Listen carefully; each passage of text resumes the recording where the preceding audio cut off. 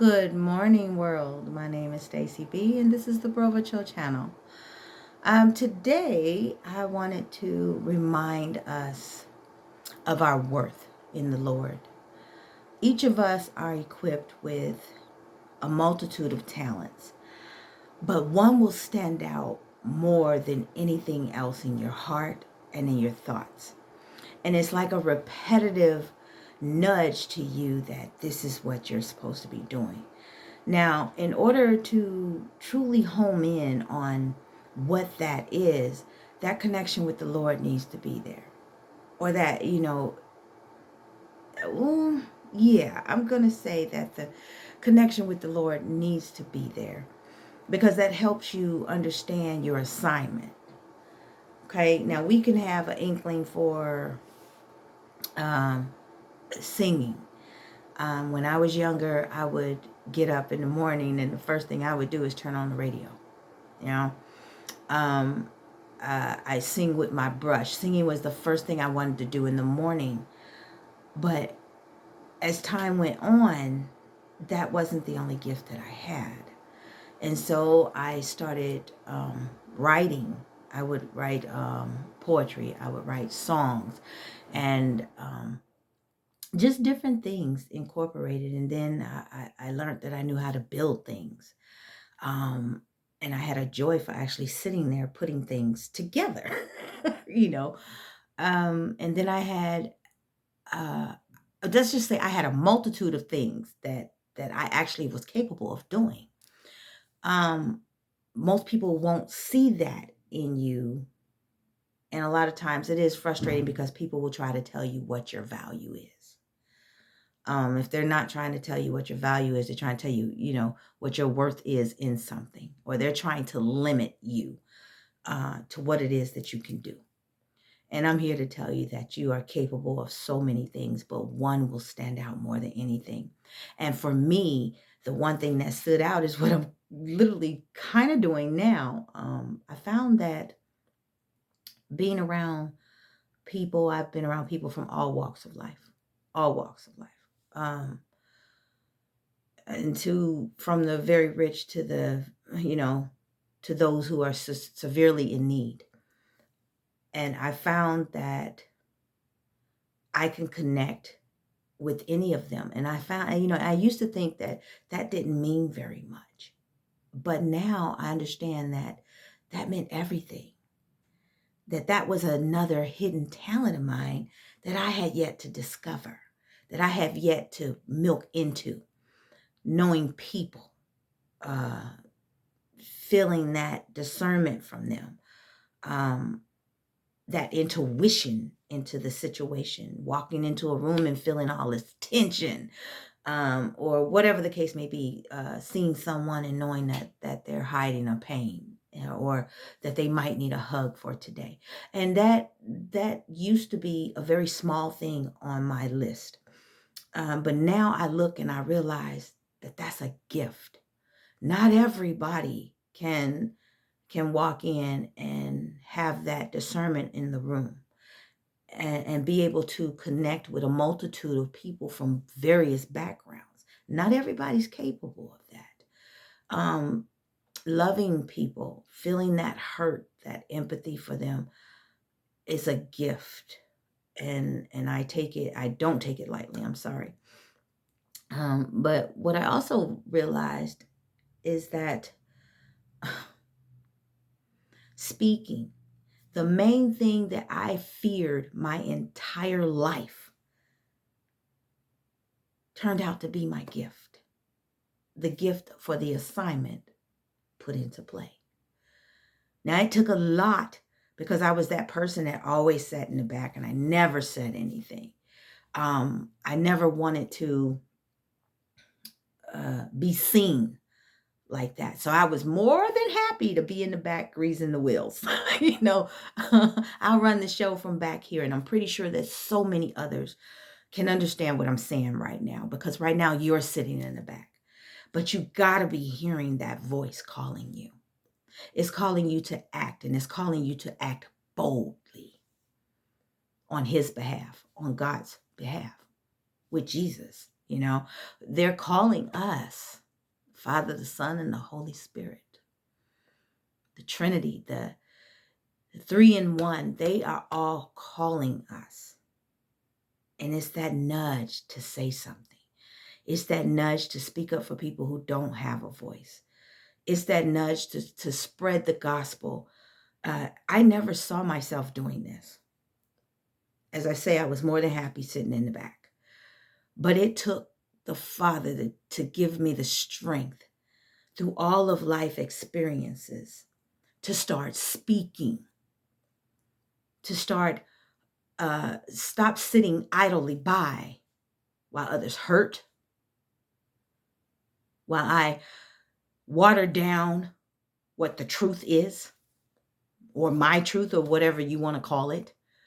I find it to be the Lord's truth. Because a lot of times I could sit in a room and be that elephant, saying something that silences a room. And I used to feel bad for that. But then I realized I was speaking truth. And a lot of times people don't accept that very well. Okay. And I would always wonder, well, why don't I fit in?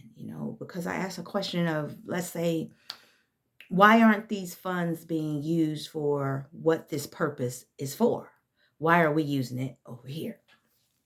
And so that type of atmosphere gave me a lot of silence a lot of times. That type of initiative to say something would leave me kind of out in the cold. And that's okay. That's okay. I've learned that everyone, sometimes a road is alone. And yes, we need people. I'm not ever going to tell you that we don't need people. That support, that love. But sometimes when the Father calls you, it's not a road that you're going to travel with a lot of people, because a lot of people aren't going to have your back. A lot of people aren't going to support you, but you have to walk the road anyway. A lot of times people will go out of their way to see what it is that you're doing, or to laugh at it and make fun of it and judge it before they're willing to help you with it. And that's okay too, because you must remember that the Father is with you. When it is his assignment, you will be provided everything that you need. When it is his assignment, do it anyway, because it will make you look foolish sometimes to men, to people of this realm. It will make you look foolish at times. Some of the things you say won't fit in with the status quo. Do it anyway, as the Father is instructing. Check in with him often. And I mean, when I say often, daily. Now, there are times that I don't read my Bible every day, as I said before, but I check in with him every day. Multiple times sometimes, we have to keep in that, hey, am I doing things right? Show me the way to go. Or, Father, I need help in this area. Place someone in my path, which you don't really even have to say all of that, but it's good to stay in connection, because he already knows what you need, because he placed the assignment in your heart from the moment of your birth. From the moment of your birth, you had an assignment. And once you start walking that path, everything you need will end up on that path. I found that out as I was trying to do my own thing a few years ago. And nothing was working. No doors were opening, not a crack in the window. Do you hear me? Nothing. And everything kept getting worse. Every step I took towards what I thought was doing good in my own thinking, in my own understanding, thinking that I got this, got me in a world of mess, in a storm that just would not stop spinning. And it was not until I went to Jesus, or shall I say, he came to me, and I answered.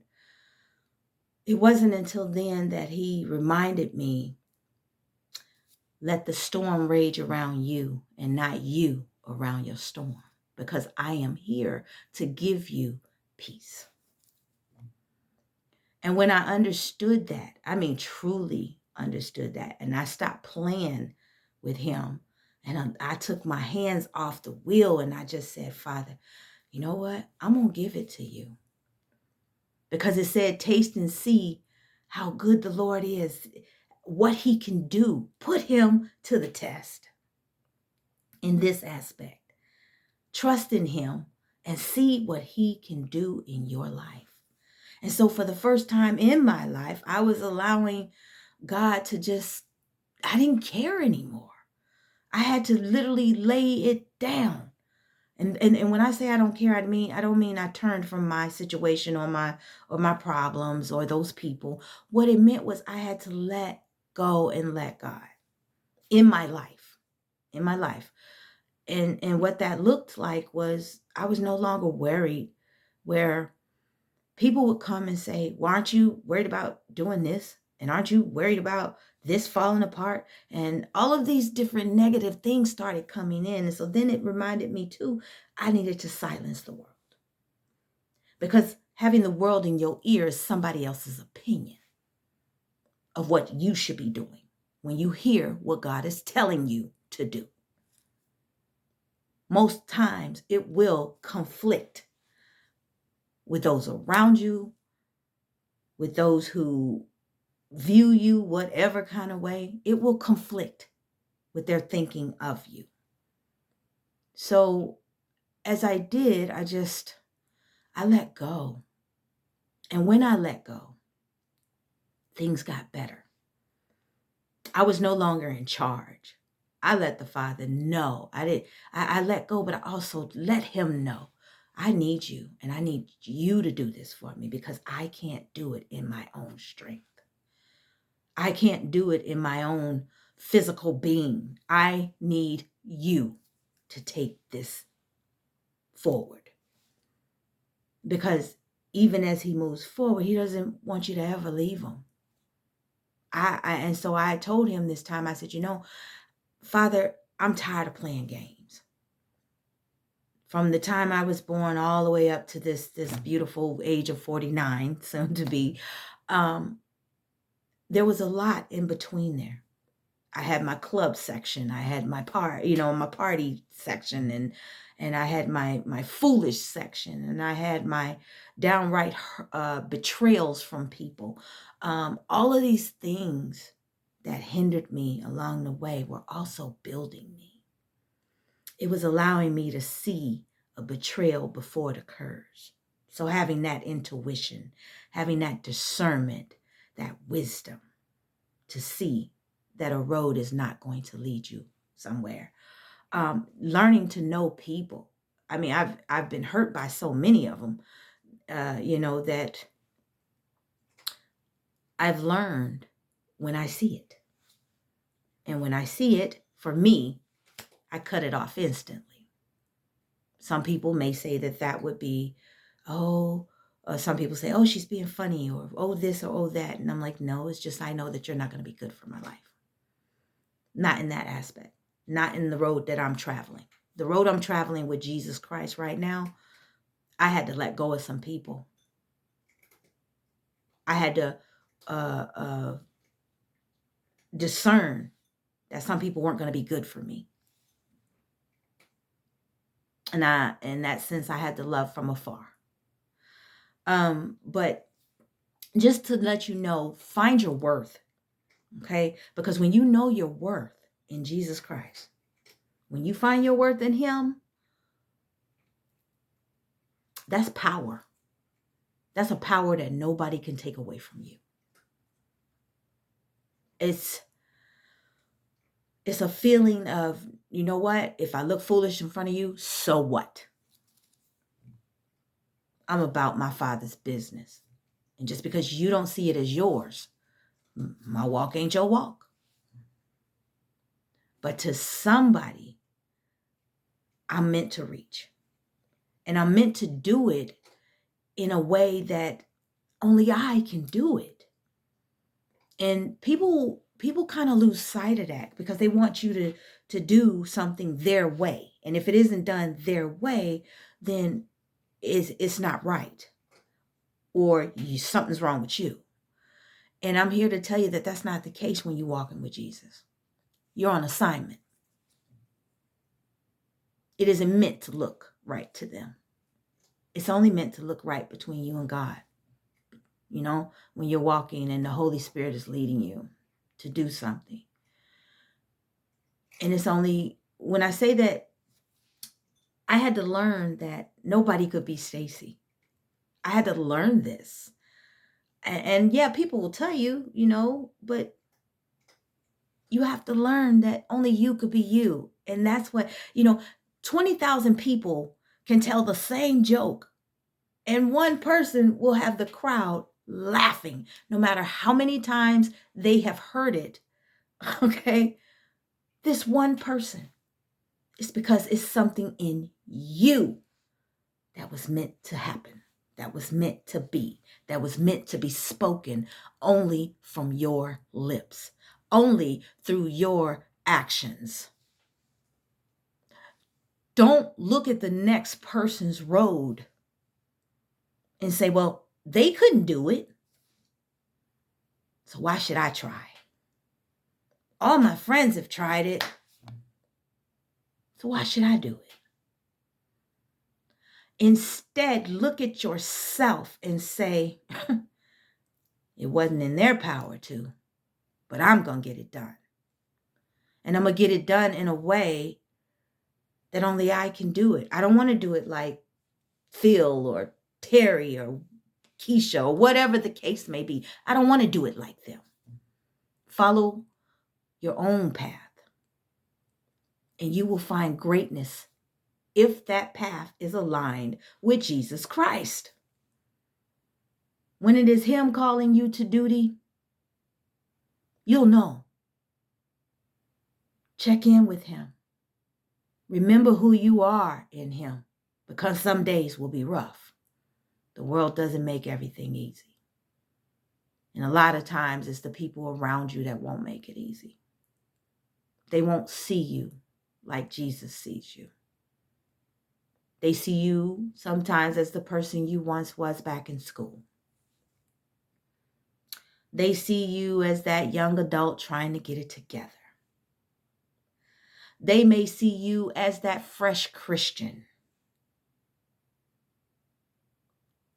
believing that you don't know what you're talking about, believing that you don't know the steps to take.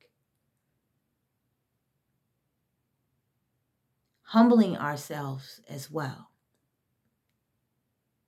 2, be humble when dealing with people. And so I just wanted to get on this morning because that's what was placed in my heart to say, know your worth in Jesus Christ. Listen to Him. And I will always tell you, He's always talking. He's always guiding. He's always lighting the light in front of you. Don't forget that. Know who you are. Know your worth. And I say that today because, as I said, I will never, hardly ever talk about something that I have not gone through and witnessed of my own. People will limit you. They will try to limit you. They will try to put you in a box and tell you what you cannot do and what is impossible for you to do. They will try to gauge what your value is. When Jesus tells you who you are, don't stop.